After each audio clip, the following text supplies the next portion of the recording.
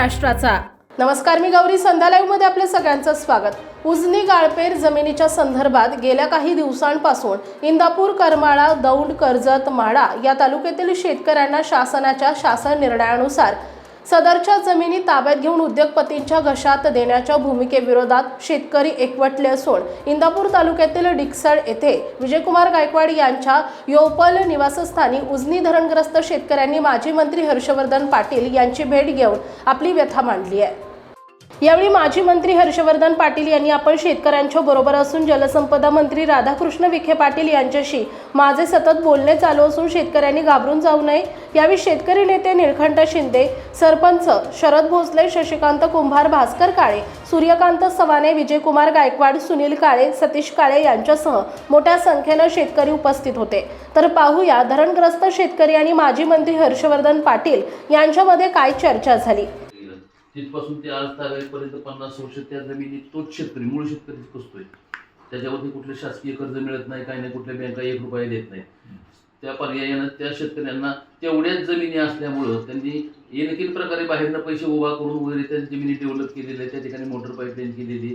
50 वर्षापासून त्यांनी चांगल्यापैकी डेव्हलपमेंट करत आता कुठं तो फायद्यात यायला लागला त्या जमिनीमध्ये लेवल वगैरे करून।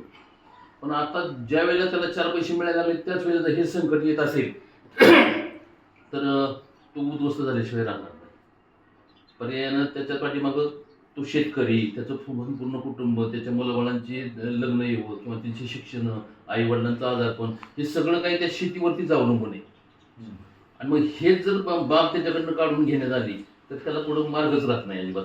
पर्यायानं आता शासनाने हे इन्कमच्या दृष्टीने ठीक आहे, आम्ही समजू शकतो, शासनाला पण महसूल पाहिजे।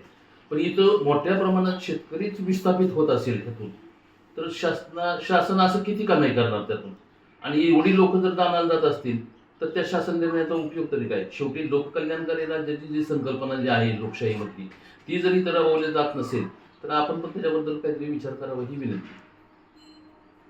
शेतकऱ्यांचं एवढी मोठी अडचण झालेली ह्या ठिकाणी आता, एक तर बाहेर मुलांना शिक्षण जरी दिलं तरी बाहेर उद्योगधंदा नाही, नोकऱ्या नाहीत, मुलेबाळींची लग्न रखडलेली आहेत। एवढेच नाही, शेतकरी म्हणून मुलांची बी लग्न रखडलेली आहेत। आणि अशा टायमात तर हे संकट येत असेल तर त्या मुलांची लग्नही होणार नाही किंवा आर्थिक स्रोतच कम्प्लीट थांबला तर ह्याच्यामध्ये शेतकरी संपूर्णच जाणार आहे साहेब अक्षरशः। आमच्या गावातली अवस्था अशी, आणि हीच अवस्था, एकही गुंठा जमीन राहतच नाही। म्हणजे त्याची जी वरची गेली जमीन ॲक्वायर केली पण पाण्याच्या बाहेर राहते, अशी जमिनी अशा बऱ्याच आहे। ह्याच्यातली आमच्या गावात 80% जाते तशी। उजनीच्या पट्ट्यामध्ये गावोगाव अशा प्रकारच्या जमिनी आहेत। आणि सदर्भ शेतकऱ्यांना जरी शासनाने जमिनी दिलेल्या असल्या लाभ क्षेत्रामध्ये तरी लाभ क्षेत्रातल्या लोकांच्या बाबतीत एक ख्याती तर आपल्याकडे सर्वांनाच माहिती आहे की आपल्या इंदापूर तालुक्यातल्याच 2-3 शेतकरी तर खून झालेले आहेत तिकडे लाभ क्षेत्रामध्ये। आणि तिथली लोक काही टिकू देत नाहीत।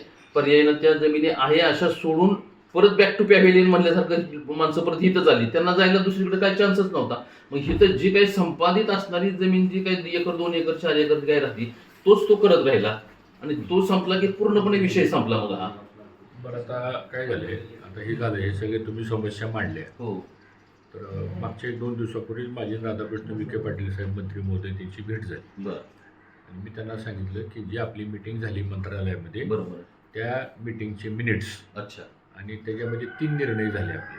बरं, पहिला निर्णय काय झाला की गाळपेरीच्या संदर्भामध्ये ज्या तुम्ही नोटिसा काढलेल्या आहेत त्या सगळ्या रद्द करण्यात येईल, पहिला मुद्दा। दुसरा निर्णय काय झाला की 385 एकर क्षेत्र ह्या बॅकवॉटरच्या क्षेत्रामध्ये इरिगेशन डिपार्टमेंटचं आहे। बरं, त्याच्या नोटिसा पण त्यांनी काढलेल्या आहेत की आम्ही आमचा ताबा घेणार आहे, तर त्याला स्थगिती द्यायचा निर्णय झाला। बरं, आणि तिसरा निर्णय असा झाला आपला त्या बैठकीमध्ये की एक जाहीर प्रकटन काढायचं एप्रिल महिन्यामध्ये। बरं, आणि ह्या गाळपेरीच्या ज्या जमिनी आहेत त्या 11 महिन्यांनी 12 वर्षाकरता त्या संबंधित शेतकऱ्याला वहिवाटीसाठी ऑफिशियली देऊन टाकायचं। बरं, आणि त्याच्यासाठी 2000 रुपये एकरला त्याची किंमत शासनाच्या तिजोरीमध्ये भरायची, कराराची रक्कम 2000 रुपये एकरी। आणि 11 महिन्याचे 12 वर्षाचा करार करायचा। बरं, आणि नंतर मग पुढे तो एक्सटेंड करायचा। आता ह्याच्यामध्ये एक बोलू कसं आहे, ऐकून घे, असे 3 निर्णय झाले। बरं, आता त्यानंतर त्याचे मिनिट्स वगैरे सगळे कन्फर्म होऊन त्यांच्याकडे आता गेलेत सहीला। अच्छा, आता 1 तारखेला मी त्यांच्याकडे जाऊन येतो बरं आणि 1 तारखेला जाऊन येऊन त्यांना भेटून त्या ऑर्डर्स कशा आपल्याला मिळतील ते बघू बरं आणि त्याच्यानंतर एक वेळ त्यांची आपण पुण्यामध्ये घेऊ ठीक आहे. आणि त्यावेळेस तुम्ही काय 1-5-50 जण आपण ह्या भागातली सगळी हं.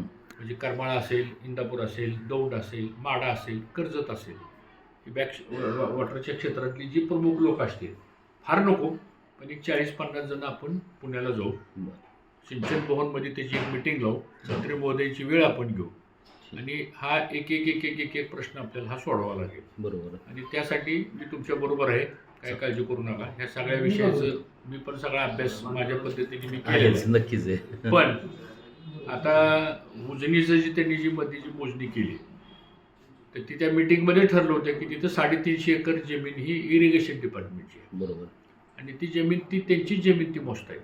बरं त्यामुळे तिथं ते जमिनीची मोजणी आम्ही करणार हे त्या मिटिंगमध्ये ठरलं होतं आपल्या. बरं त्यामुळं इकडं काय लोकांनी घाबरून जायचे काही कारण नाही.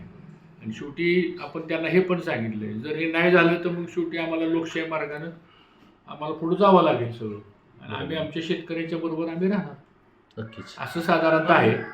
तर आता अधिवेशन काल तर संपलेलं आहे.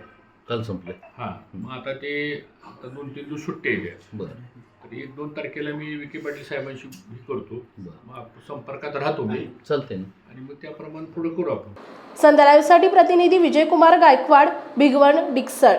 ताज्या आणि महत्त्वपूर्ण बातम्या पाहण्यासाठी आजच आमच्या संध्या लाईव्ह न्यूज चॅनलला यूट्यूबवर सबस्क्राईब करा आणि बेल आयकॉन प्रेस करा.